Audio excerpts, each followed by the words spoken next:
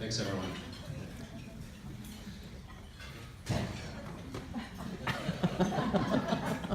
So,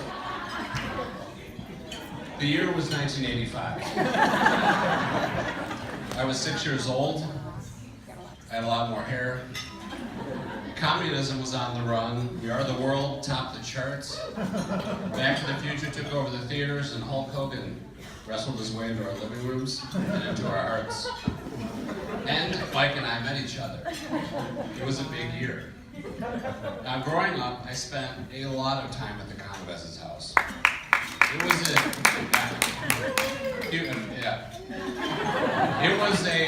was a strange and wonderful place. I'd show up and Mike would be playing Chopin upside down with his head below the keyboard. 12-year-old Christine and her dad would be arguing about the fall of the Roman Empire.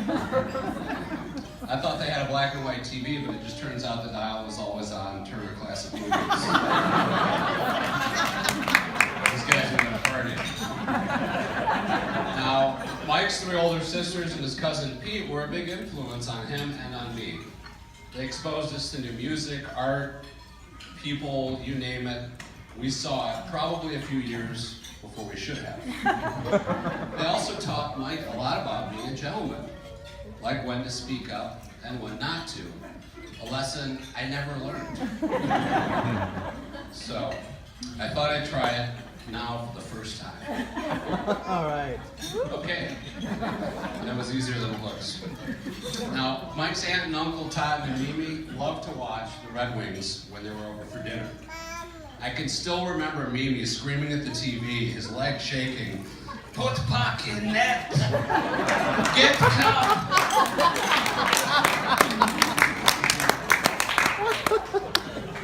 Martha treated me like a son and was incredibly generous when I moved to the neighborhood as a young kid. And I never left that house hungry. I still long for the days of chicken paprikash and Dobosh torte. Now, the only problem is when you do eat Hungarian food, 72 hours later you're hungry again. That's okay, because that's how long it takes to say goodbye to the Komives.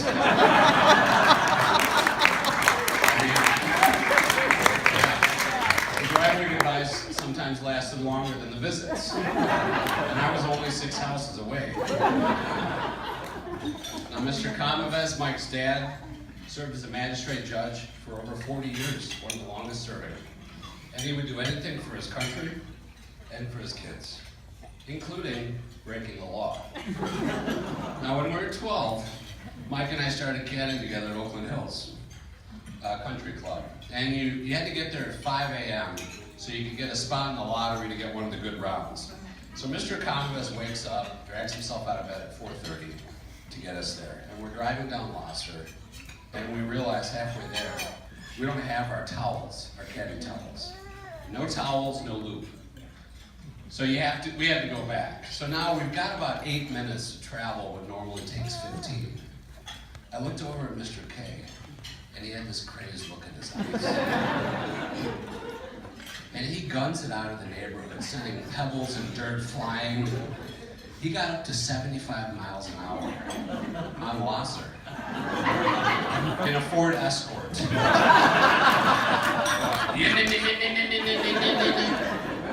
This was a guy who usually drove 12 in the neighborhood.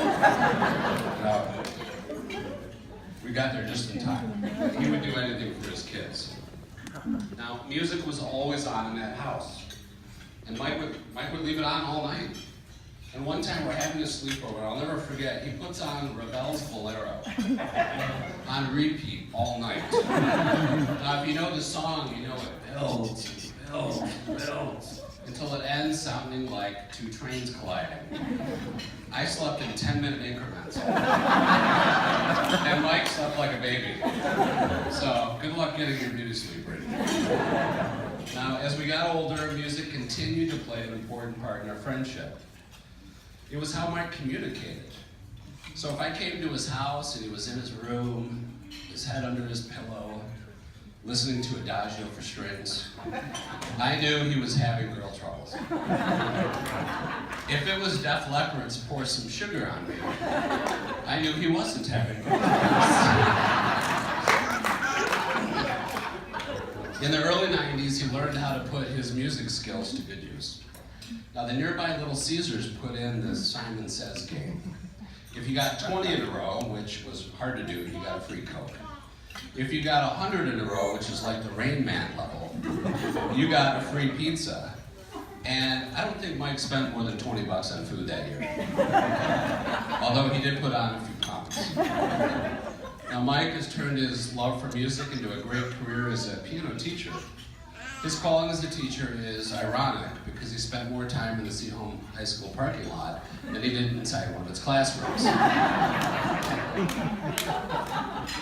Now Mike is very patient with the kids he teaches, and Reem is a patient person too, especially when waiting to get engaged.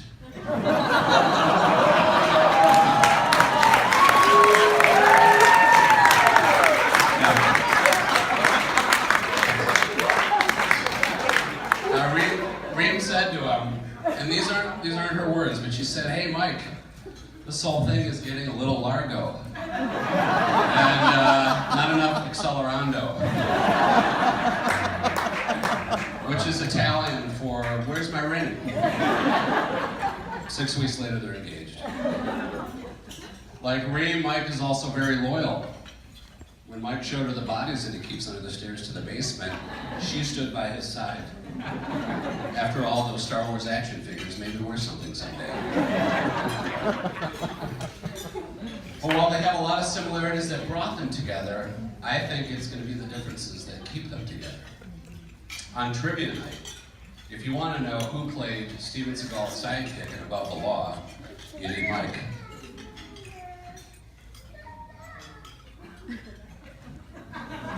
Pam Grier. Pam Grier, good one. Pressure's on. If you want to be in a movie, Reem's got to figure it out. If you want to have cats, talk to Mike. If you want to have cats in tuxedos, talk to Reem. If you want to sing the Piano Man, call Reem. She loves karaoke. If you want to be the piano man, call Mike. If you want to know what music to play at your wedding, Mike can help. If you want to, if you want the wedding to happen, you gotta call Reem. It's a special thing to share your life with someone. Since we were 6, Mike and I have been at each other's sides for almost everything. Every major life event. We were together when we beat the first level in Zelda, our first detentions in middle school, Star Wars movie premieres, our first jobs, our first cars, college, and now his wedding, and I can't wait for the next 30 years. So I asked my son Josh, he's 7, for help writing this speech. I asked him to tell me what does he think of when he thinks of Mike, who he calls Happy Mike. That's his nickname. So he gave me 4 words. He said piano, which makes sense, music, funny, and beverage. So let's raise a glass to Mike and Reem. May they make wonderful music together for years to come. You can see why he's doing it.